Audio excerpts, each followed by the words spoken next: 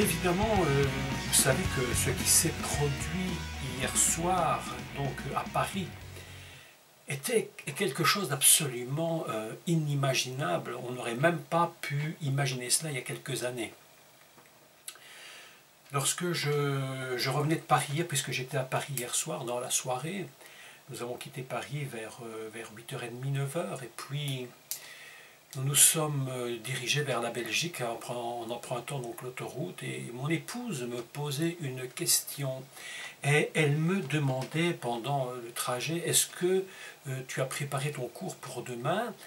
Parce qu'évidemment, nous avons été partis tout le week-end et rentrer tard à la nuit pour préparer un cours du lendemain, c'était donc quelque chose d'un peu difficile. Donc je lui avais dit que oui, en effet, j'ai préparé quelque chose dans mon esprit, et ce que je préparais dans mon esprit était très loin de m'imaginer que ce que j'étais en train de penser dans mon esprit était en train de se produire à Paris dans un drame absolument épouvantable, épouvantable. Je crois que les hommes politiques sont loin, très très très loin de s'imaginer ce qui allait se produire et ce qui va encore se produire. Vous avez vu que le thème de ce matin est un thème qui me trottait dans la tête depuis déjà quelques jours, et je m'étais dit, ce sera bien de pouvoir expliquer un peu ce qui est en train de se produire sur la Terre. C'est pourquoi vous avez constaté que le titre de ce cours, c'était « Ils ont volé nos symboles ». Mais de quoi s'agit-il? Comme vous avez pu le voir sur l'email que je vous ai envoyé ce matin, un peu tôt, vous m'en excuserez puisque je n'étais pas là hier, j'ai parlé évidemment des symboles fondamentaux de la Torah, qui sont d'un côté l'arc-en-ciel, de l'autre côté la colombe. Et à partir de ces deux symboles, nous avons, si vous voulez, le monde a utilisé ces symboles à sa propre fin, et je vais expliquer où se trouve le problème de ces symboles. Parce que lorsqu'on utilise les choses de Dieu pour nos propres intérêts ou pour les propres intérêts du monde ou de la politique du monde, lorsque le diable lui-même utilise les symboles de Dieu, ça veut dire qu'il y a quelque chose de véritablement caché derrière ces symboles et dont on ne nous dit pas la vérité. À la limite, je me pose la question de savoir, le monde est-il véritablement conscient qu'en utilisant les symboles bibliques à ses propres fins, il est en train de provoquer véritablement Dieu, mais vraiment, j'allais dire en pleine face. Et lorsque nous provoquons Dieu en pleine face, il faut toujours s'attendre à avoir des retours de manivelle. Je vous avais dit donc dans le cours de mardi, si je me souviens bien, que ne provoquons pas Dieu, n'allons pas volontairement contre lui, parce que nous ne pourrons jamais gagner. La Bible nous dit qu'il est très dangereux de tomber entre les mains du Dieu vivant, parce qu'on ne sait pas comment le pire qu'il puisse arriver à l'homme. Et je crois que l'humanité, hier, de nouveau, à travers le symbole de la France, qui est quand même une nation parmi les nations, je dirais, phares, les nations phares de tout, je dirais, de la Terre, ce qu'elle a pris en pleine figure hier est tellement impensable. Je suis en train de réfléchir depuis, je vous avouerai franchement que, et peut-être vous pourriez aussi y réfléchir, c'est quelque chose de très intéressant. Je fais la parenthèse avant d'aller plus loin en ce qui concerne les symboles.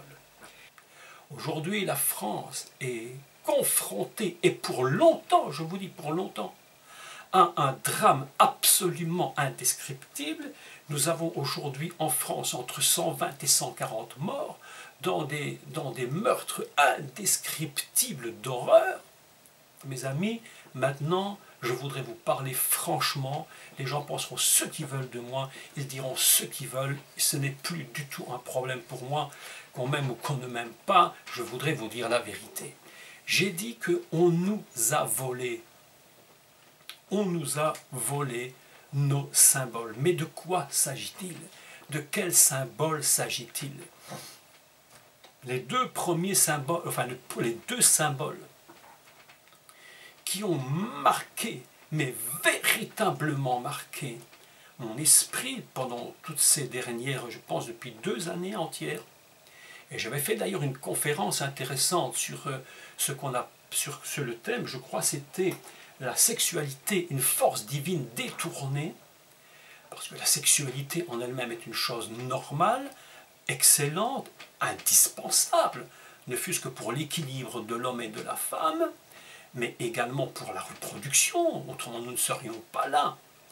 Et voilà que nous nous rendons compte que dans la Torah, le problème de Sodome et de Gomorrhe, c'était quoi?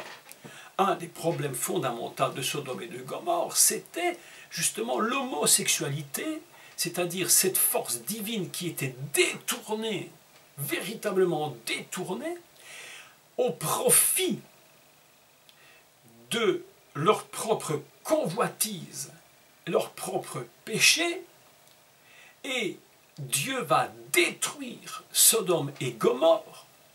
Mais voilà qu'évidemment l'homosexualité est aujourd'hui, vous savez qu'on ne nous laisse même plus le droit de dire qu'on n'est pas d'accord. Hein.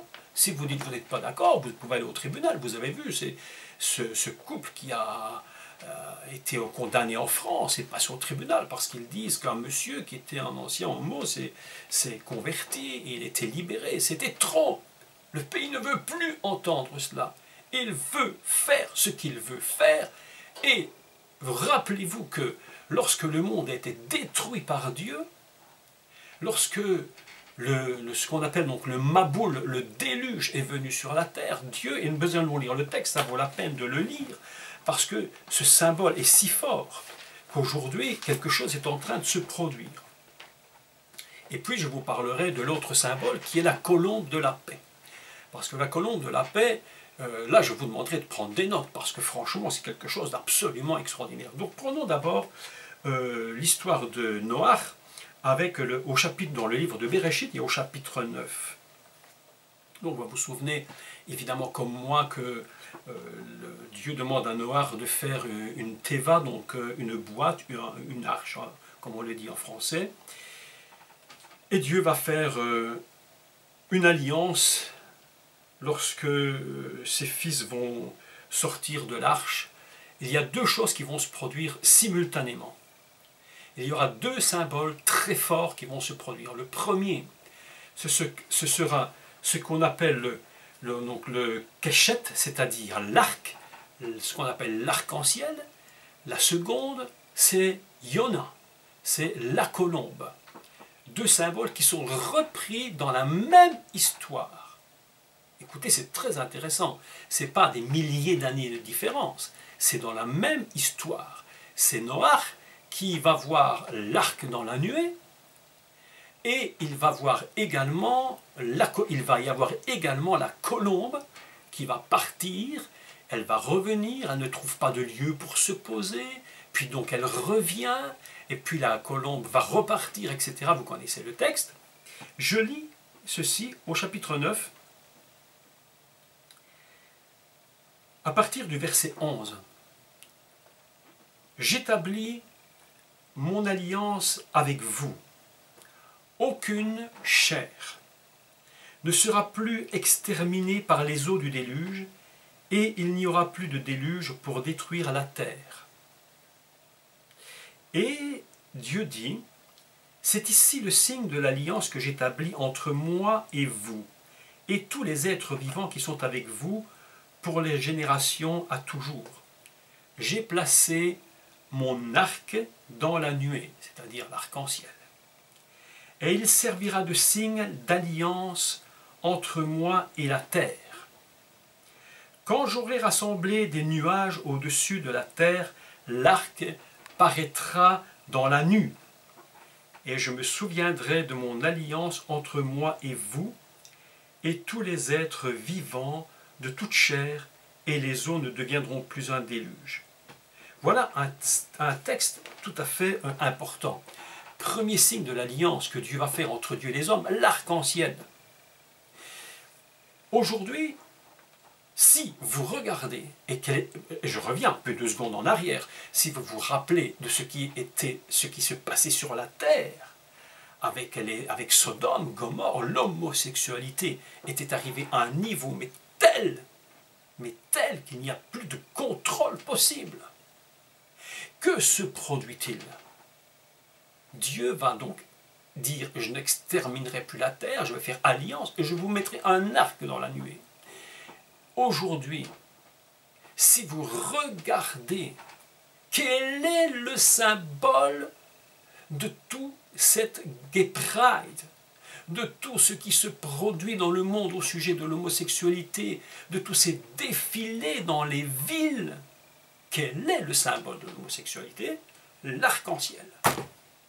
Je vous dis une vérité, ils ont volé le symbole de l'alliance, comme s'ils voulaient dire à Dieu, tu as fait alliance, tu as détruit le monde à cause du péché du monde, mais nous aujourd'hui, on n'en a rien à faire de ce que tu dis.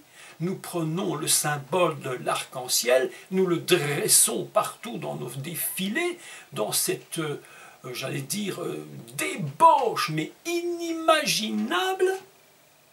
Et il faut aujourd'hui que les politiques acceptent ces choses, et aujourd'hui on dresse le signe de l'alliance avec Dieu, en signe que le péché n'a plus rien à faire et que l'humanité fera ce qu'elle veut faire. Mes amis, je vous dis, une catastrophe se produit sur la terre. Les hommes ne savent même pas ce qu'ils font. Ils sont en train d'utiliser les symboles divins à leur propre fin. Ils utilisent leurs symboles, les symboles de la Torah, les symboles de Dieu, pour dire nous nous fichons complètement de ce que Dieu dit. Nous utilisons les symboles pour prouver que nous avons raison. Quand on attaque Dieu de front, il faut toujours s'attendre à des retours de manivelle d'une façon ou d'une autre. Aujourd'hui, on impose cette homosexualité comme une obligation. On utilise le symbole divin. C'est comme si on avait dit à Dieu, c'est comme si on lui avait craché à la figure en disant ce que tu as dit, nous le prenons à notre propre niveau pour nous prouver que nous avons raison. Mes amis, je vous dis, le prix à payer sera terrible. Le prix sera terrible. Et nous, les enfants de Dieu, nous sommes obligés de nous lever. Nous sommes obligés de prendre des positions fermes et définitives par cela. À chaque fois que je vois les défilés dans les rues de Bruxelles, à Bordeaux, à Paris, même à Tel Aviv, et je vois ces symboles de l'arc-en-ciel, je me dis, l'homme est en train de provoquer Dieu à un niveau tel que ce qu'il va prendre en retour sera, j'allais dire, une claque telle qu'il ne pourra même pas s'imaginer ce qui va lui arriver. Aujourd'hui, le monde est en train de basculer dans une violence indescriptible, et nous ne devons évidemment pas nous étonner de cela. Il y a des textes dans la Bible, et les prophètes nous disent des choses absolument impressionnantes concernant les temps des nations et ce qui va se produire dans les ce qui s'est produit, ce qui va se produire aujourd'hui, ce qui se produit et ce qui se produira demain. Je vous annonce à l'avance que ce qui s'est passé hier soir n'est qu'un début. Le pire va venir. Et je vais vous expliquer pourquoi le pire va venir et comment le monde est aveuglé pour ne pas comprendre que le pire va venir. Les gens sont dans un stress épouvantable. Ils ont produit ces provocations à la face de Dieu, mais aujourd'hui le prix est très lourd. Je ne sais pas votre opinion sur cela, mais je dis que lorsqu'on touche au sein, à ce qui est divin, mes amis, l'humain n'a même pas encore conscience de ce qui est en train de se produire. Ce que la France a connu hier va s'amplifier demain. Demain ce sera la Belgique, demain ce sera peut-être Bruxelles, peut-être Liège, peut-être Londres en Angleterre, je ne sais pas quoi d'autre encore. Je voudrais vous lire quelques textes. Ils nous ont volé, ils ont volé dans la Torah les symboles du divin. Ils ont volé l'alliance, ils ont volé le symbole de l'alliance. L'arc est dans la nue, et toi tu viens et tu utilises ce symbole à tes propres fins. Et je dis à tous ces hommes politiques qui ne comprennent même pas le minimum du minimum, vous allez payer très cher ce qui va se produire. Dieu ne laisse pas impuni celui qui touche véritablement à son alliance. Ce que Dieu a donné à l'homme, si tu le touches de façon imprudente ou volontairement, ou même involontairement, tu devras rendre, humanité, je te le dis, des comptes au ton Créateur. Tu as volé littéralement le symbole pour prouver que ton péché n'était rien du tout. Et aujourd'hui, on nous impose de croire et d'accepter que ces péchés sont normaux et ils nous mettent sous l'arc de l'alliance. Mes amis, il faudra payer le prix. Je voudrais vous lire quelques textes terribles, terribles, qui dépeignent absolument ce qui s'est produit sur la terre, et spécialement hier à Paris. Tout le monde est en train d'hurler, le monde entier est en train d'hurler. Je vois les hommes politiques se lèvent, ils sont en train de crier, dénoncer, mais je crois que je ferais mieux de dénoncer le péché, parce que ce que nous vivons, ce que le monde vit, est la conséquence du péché. Et lorsque nous entendons cela, lorsqu'ils entendent cela, ils ne veulent même pas l'accepter. Je me souviens, il y a quelques années, un acteur de cinéma et de théâtre, très très connu d'ailleurs, dont je ne cite même pas le nom, mais très connu, je vous assure, était sur un plateau de télévision, et on les interviewait, et la personne qui interviewait demandait à une jeune fille qui était là sur le plateau de télévision ce qu'elle pensait de la situation, et cette jeune dame a dit, Dieu aime le pécheur mais il n'aime pas le péché. À ce moment, cet acteur s'est levé dans une colère incroyable, il a claqué son poing, il s'est levé, il est parti, parce que le monde ne peut pas accepter qu'on lui dise ce que tu fais est mauvais.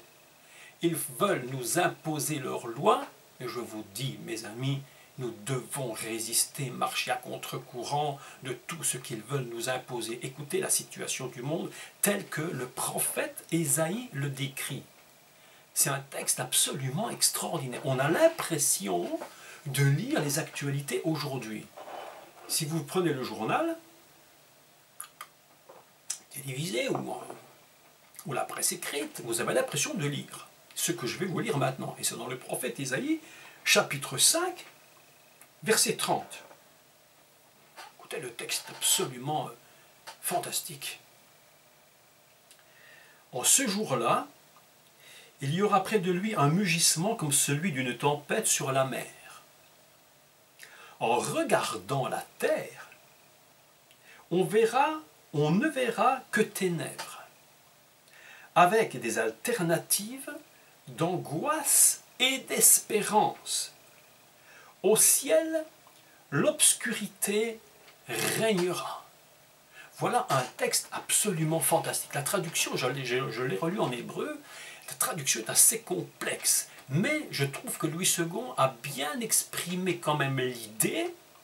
Il y a des alternances sur la terre d'angoisse et d'espérance. Vous vous souvenez que dans la première épître de Paul aux Thessaloniciens, chapitre 5, verset 3, il est écrit « Lorsque les hommes crieront paix et sûreté, une ruine soudaine les surprendra. » On criait, j'entendais il y a déjà quelques années d'ailleurs, sur le journal de TF1, une foule en France qui criait dans les rues « Paix, sûreté, paix, sûreté, paix et sûreté ».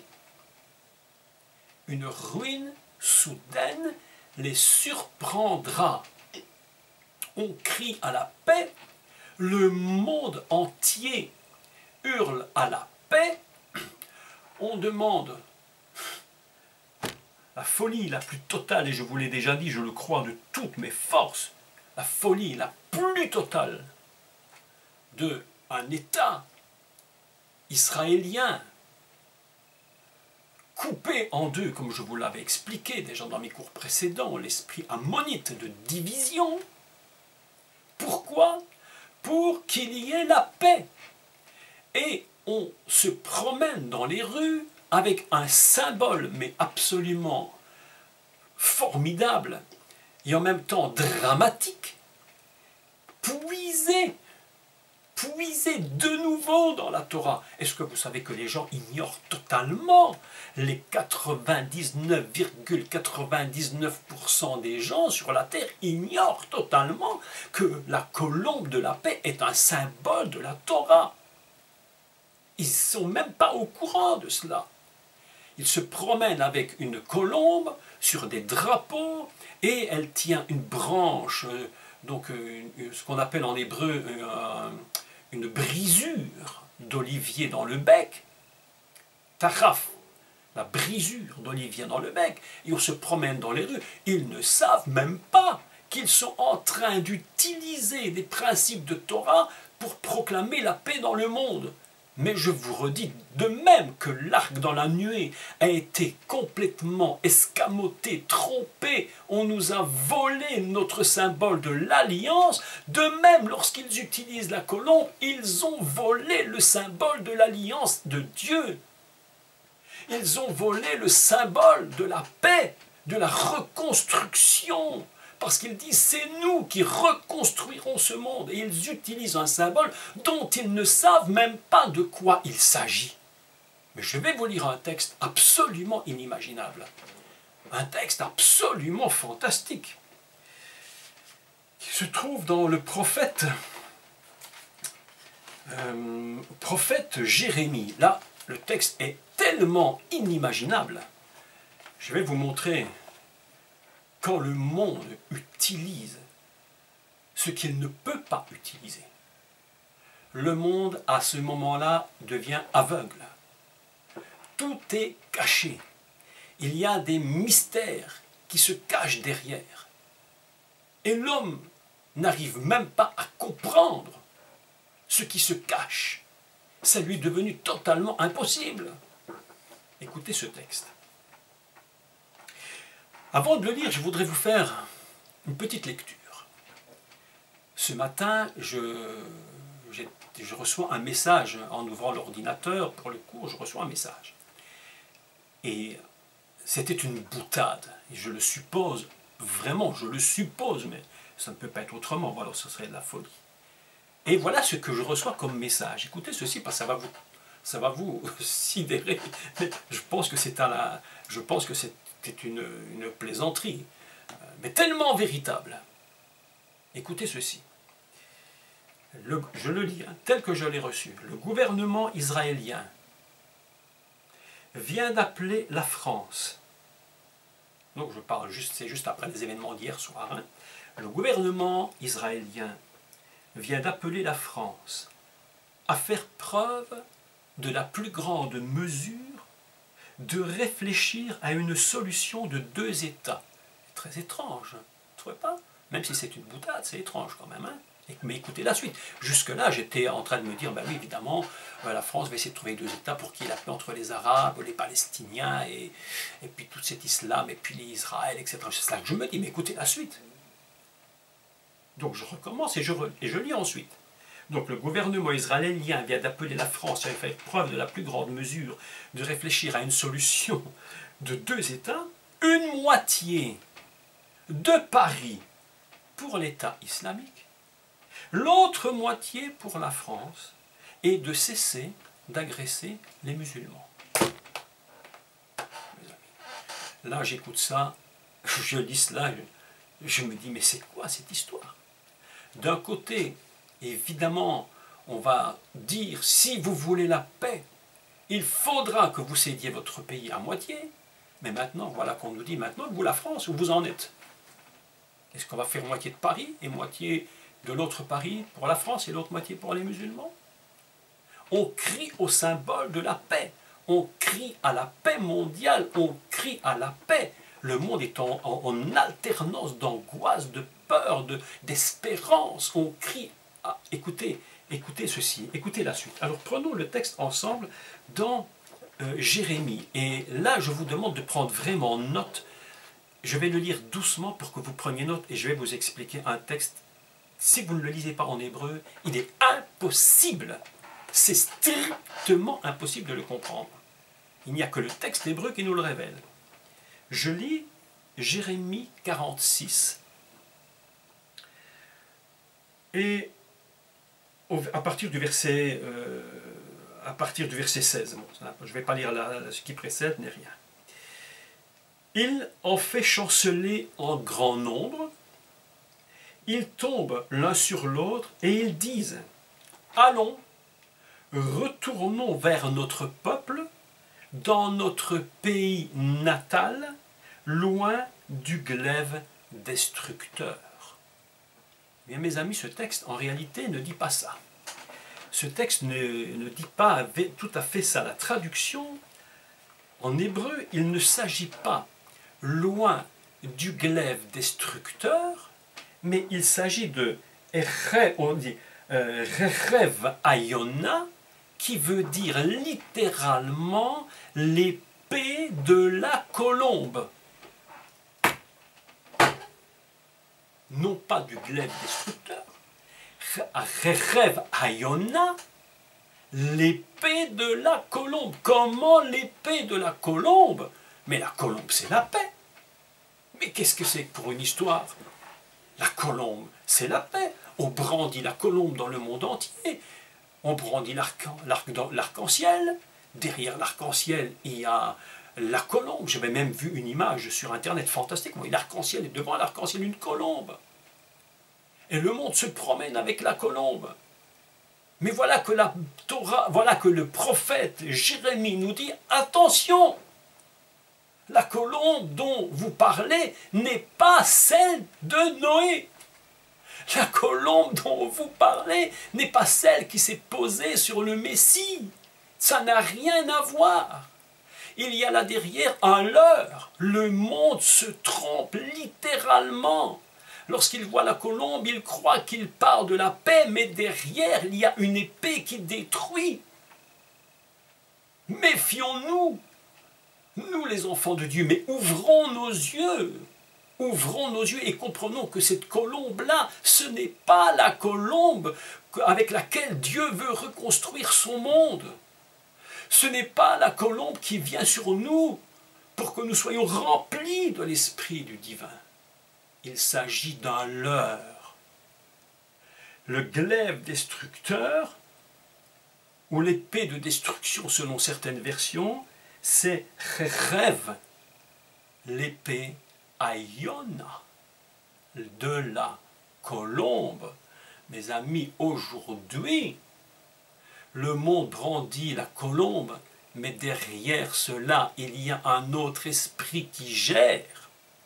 Et vous avez beau crier paix et sûreté, nous voulons la paix, nous voulons la tranquillité.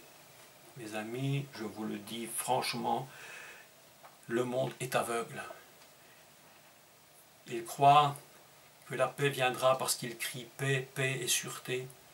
Mais la ruine est là. Hier soir, la paix de la colombe a frappé.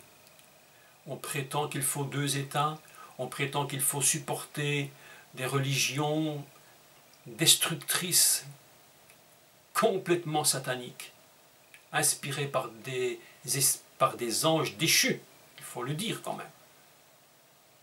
Un jour, je parlais avec une dame, elle me dit « mais non, une chrétienne qui me dit « mais non, l'islam prie le même Dieu que nous. » Je dis « non, mais non, il ne prie pas le même Dieu que nous, c'est faux. » On ne peut pas dire qu'on prie le même Dieu que nous lorsqu'on sacrifie des animaux vers la Mecque où il y a la lune. On ne prie pas le même Dieu, ou alors on ne comprend plus rien. Si ce Dieu que nous servons, c'est le même qui assassine, qui tue, maintenant il y a quelque chose qui ne fonctionne pas. Il crie à la paix. Mais voilà ce que nous dit la Bible. allons, retournons vers notre peuple, dans notre pays natal, loin de l'épée de la colombe. On prétend vouloir donner la paix à Israël, on prétend vouloir donner la paix au monde. Mes amis, derrière cela, derrière ce symbole qu'ils ont volé, il faudra rendre des comptes au Dieu des cieux. Je ne sais pas quelle est votre opinion là-dessus. Je ne dis pas, évidemment, que ce qui s'est passé hier ne demande pas de la compassion pour tous ces gens qui n'ont rien demandé, eux, et que l'on a massacrés d'une façon impensable. Mais lorsque l'on joue avec Dieu, lorsqu'on ne veut pas de Dieu, eh bien, je le dis à chaque fois, vous ne voulez pas de Dieu, mais vous aurez du diable. On n'a pas de choix autre. Si vous ne voulez pas de Dieu, vous aurez du diable. L'épée de la colombe a frappé, parce que cette colombe dont je vous parle, c'est un symbole qui a été volé à la Torah et que le monde utilise à ses propres fins en croyant que parce qu'ils font des arrangements politiques et tout ce que vous pouvez imaginer et toute cette folie politique du monde, mes amis, il n'arrivera à rien, je dis à rien, absolument à rien. Ce que nous avons vécu hier, certains croient qu'on est arrivé au maximum de la catastrophe, et je vous dis, ce n'est pas le maximum, ce n'est que le commencement. Le commencement du commencement. Lorsque j'ai préparé, lorsque je réfléchissais à toutes ces choses pour vous en parler, je ne savais même pas qu'hier soir un tel drame allait se produire. Mais voilà qu'il s'est produit. Et aujourd'hui, le monde est confronté à une colombe destructrice dont ils croyaient évidemment qu'elle allait leur produire la paix. Je ne m'étonne pas dans les jours qui viennent, il ne faut pas être un grand prophète pour le dire, ne dites pas Jacques Collin est un grand prophète, non, ne dites pas cela. Et vous allez voir qu'il ne faut pas être un grand prophète que dans les jours qui vont venir, les semaines qui vont venir, des choses vont se produire sur la terre à un tel niveau qu'on n'aura même pas imaginé qu'elles vont se produire. Des drames vont se produire. Pourquoi? Parce que la colombe est brandie partout dans le monde, et derrière cette colombe, il y a l'esprit du diable. Ne croyez surtout pas que lorsqu'on vole Dieu, ne fût-ce qu'un symbole du divin, ne fût-ce qu'un symbole et qu'on l'utilise, je vous dis que derrière cela, il y a des choses cachées, terribles. Je réfléchissais à cette parole que le monde utilise constamment. Ils ne savent même pas qu'ils utilisent les paroles du Messie lui-même. J'entendais l'autre jour, vous comme moi d'ailleurs, vous l'entendez régulièrement, où les gens disent, même à la télévision, partout, « Ah, il faut aimez-vous les uns les autres, s'aimer les uns les autres, c'est la meilleure chose, évidemment. » Mais l'apôtre Paul nous dit ceci, écoutez-moi bien.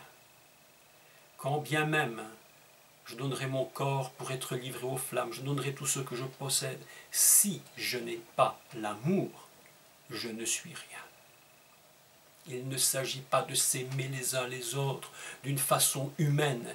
Il ne s'agit pas que des choses humaines dans ce domaine. Prendre ce texte, l'utiliser à nos propres fins en croyant que nous allons obtenir les choses de Dieu, je vous dis encore une fois, qu'on le croit ou qu'on ne le croit pas, je le dis, c'est voler Dieu, c'est utiliser ce que le Seigneur utilise pour lui-même, c'est l'accaparer pour le monde pécheur, mais que lorsque le monde pécheur s'accapare de telles choses, pour les proclamer en croyant que les choses vont changer, je vous dis, c'est la désillusion à 10 milliards de pourcents. Il ne suffit pas de dire il faut s'aimer les uns les autres. Vous savez, le seul amour qui pourra changer le monde, c'est l'amour du Messie qui vient en nous.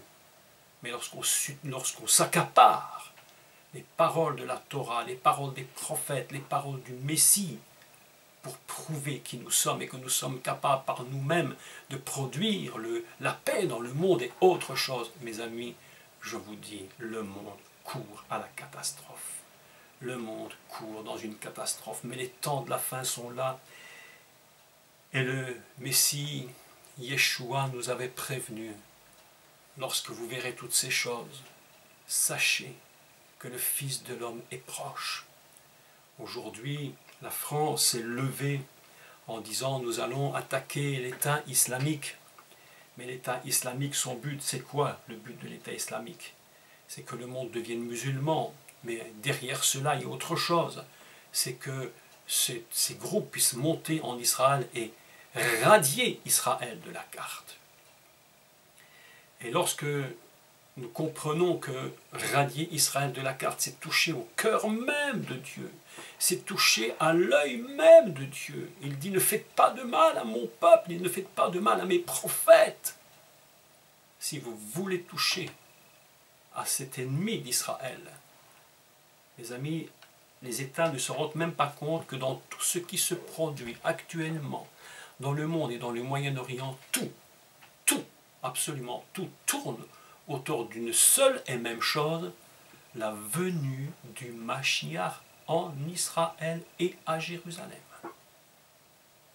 On veut produire la paix, mais je vous dis, il n'y a pas de paix. Cela n'existe pas. Sans Dieu, il n'y a pas de paix. Vous pouvez brandir, le monde peut brandir ses drapeaux avec colombe, tenant même le rameau d'olivier dans son bec, ne sachant même pas qu'il s'agit d'une reconstruction divine, le monde tourne à la catastrophe. Ce que nous avons vécu, ce que nous sommes en train de vivre, parce que le monde entier est évidemment touché par ce drame qui s'est produit hier, est totalement prophétique. Je ne savais pas que ces choses allaient se produire au moment même où je prévoyais de vous parler de cela. Mais voilà qu'aujourd'hui nous sommes confrontés à une réalité terrible. Le Messie a été touché par le péché. Le monde a touché à Dieu et aux choses les plus élevées dans la valeur du divin. Lorsque le monde touche à ces choses, lorsqu'il va utiliser les symboles divins pour ses propres intérêts, quelque chose va se retourner et il ne pourra pas l'éviter. Mes amis, voilà ce que je voulais vous dire aujourd'hui. Ouvrons nos yeux. Lorsque nous voyons l'arc-en-ciel qui est brandi partout dans nos villes aujourd'hui pour provoquer notre Dieu, levons nos yeux lorsque nous voyons des gens s'élever avec des drapeaux de colombe en disant voilà, ils ont enfin, la colombe va nous donner la paix. Non, mes amis, ne nous trompons pas.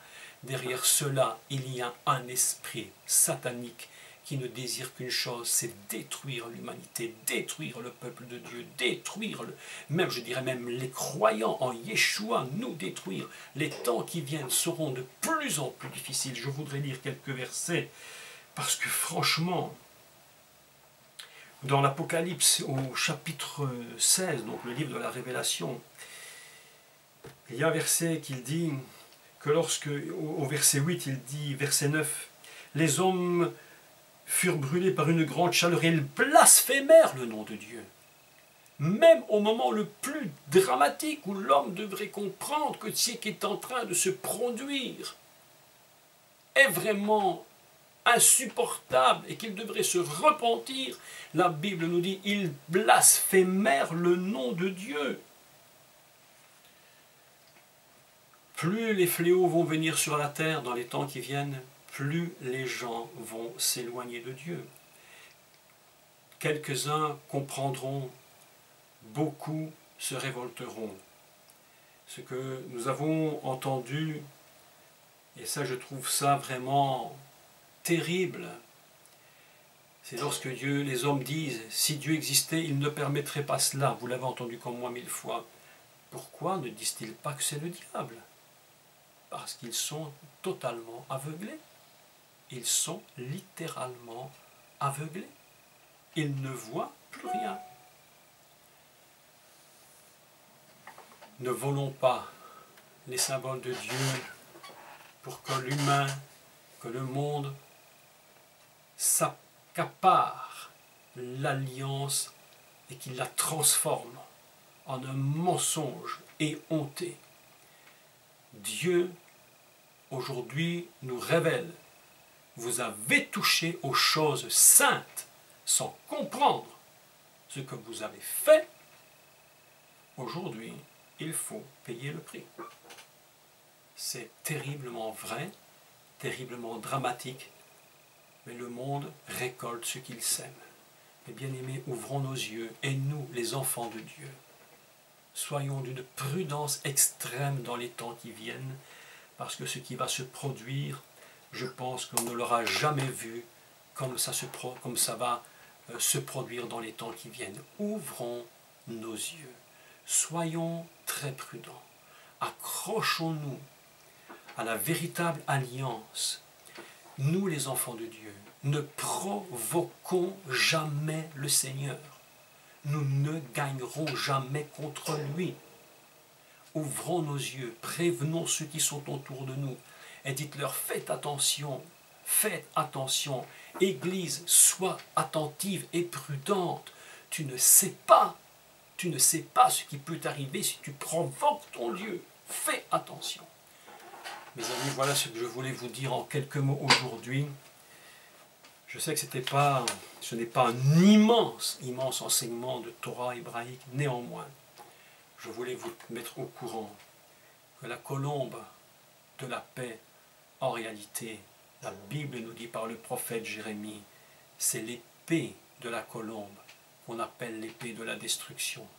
Faisons attention, soyez prudents, mes bien-aimés, et je vous demande de rester accrochés au Seigneur de toute votre force, et n'ayez pas le regard détourné du Dieu des cieux qui nous met en garde et qui nous dit: toutes ces choses doivent arriver. Le monde est livré à une catastrophe. Le Messie